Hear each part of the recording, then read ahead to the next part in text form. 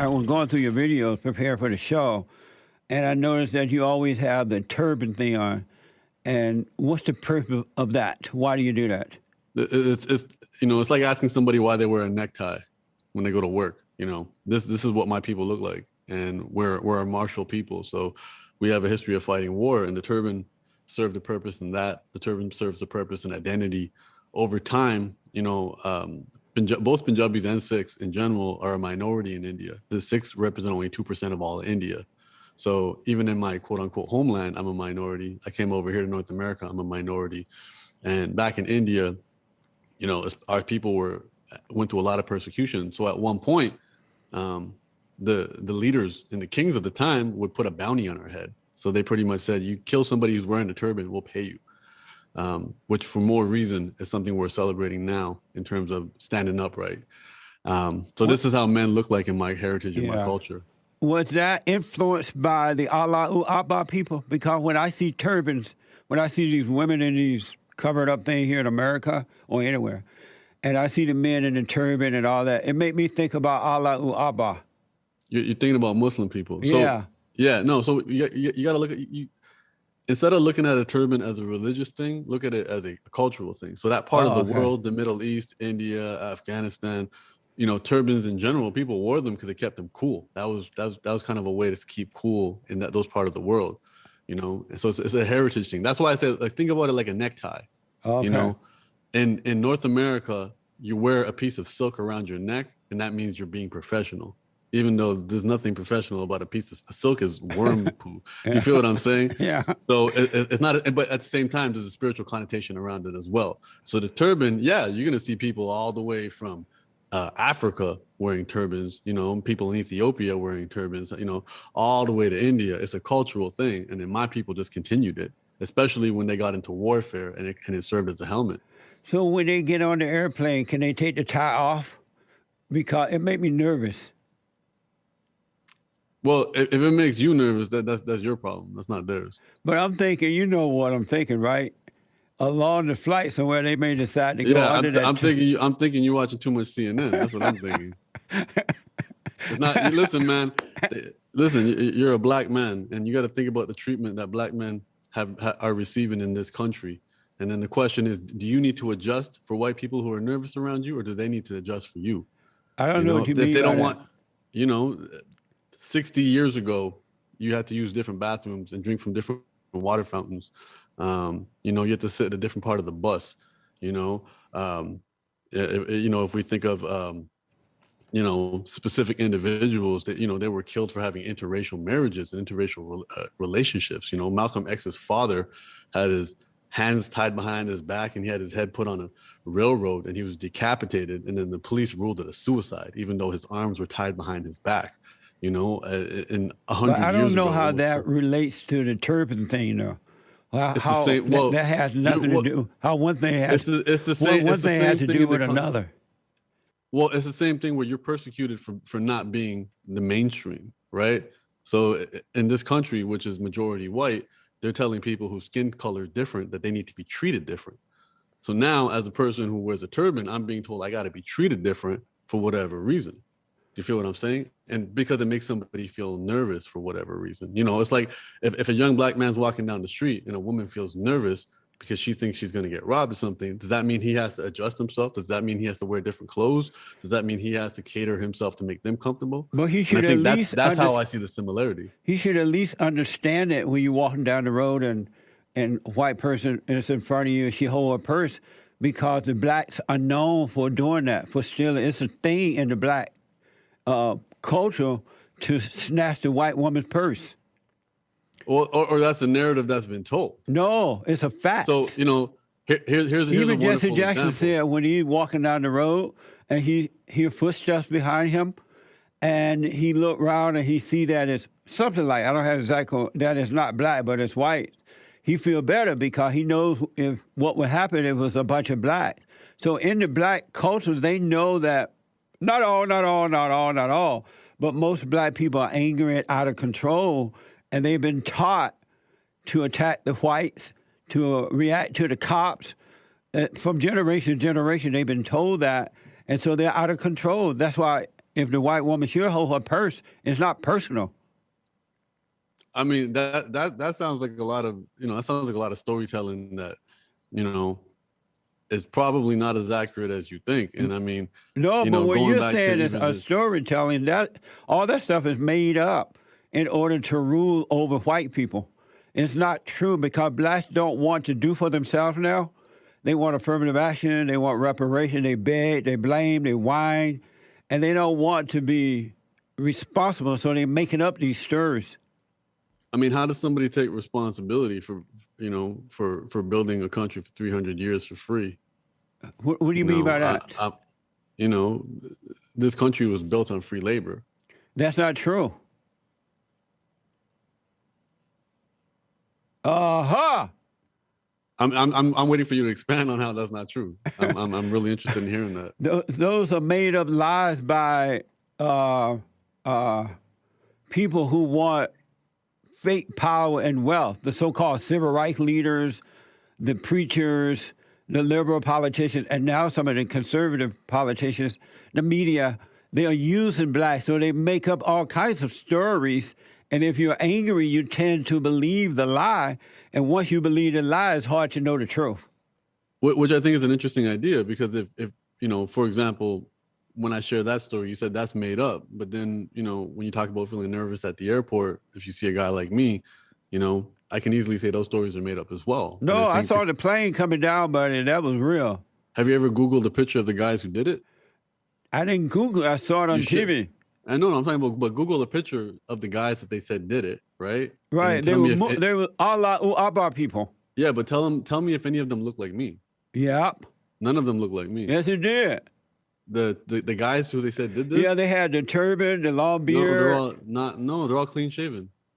No, they had beards. It's been a while now. I'll recheck that. Oh, you got producers. I'm sure you got a producer watching right now. They can Google the 9/11 hijackers, right? And I can put all my life savings on the fact that none of them look like me. But I do want, and I'll recheck that because it has been a long time. I do want to tell you though, all that stuff about what the white people did to the blacks are all made up. They're a little true. They took a little truth. Here's the thing though. They took a little truth and made it into a big lie in order to control the blacks, the people. I'm never going to deny the idea that stories can be told to control people. But I think that the moment we start saying this story is a lie and this story is the truth, I mean, then all of a sudden it gets challenging, because it's like, how do you get to decide what's true and what's not?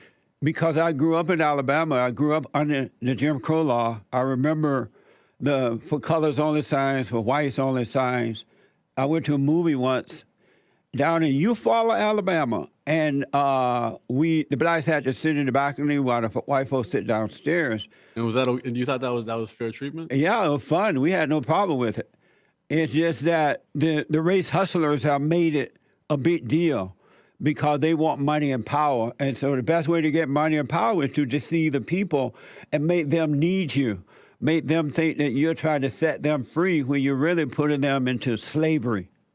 Understood. Because so when I was growing up, black people were very independent. They bought land. They understood that the battle was a spiritual battle. They were not begging and blaming and wanting reparations or affirmative action. They did it for themselves. They educated themselves. That's gone now because of the civil rights movement, which should have never happened. One of the worst things that ever happened to the blacks were the civil rights movement. They have never recovered from that. So what I hear you saying is, during Jim Crow, where there was segregation, because you grew up in it, you said you didn't really see there being an issue with, the separation of it. But B, you also said the conditions of that separation actually empowered black people, correct? Absolutely. Yeah.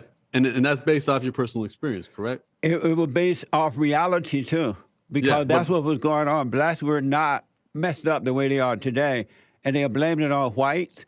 And white people over the last 60 years or so have given them everything they begged for, and they lowered the standards for the blacks. They let them into school without having to earn it.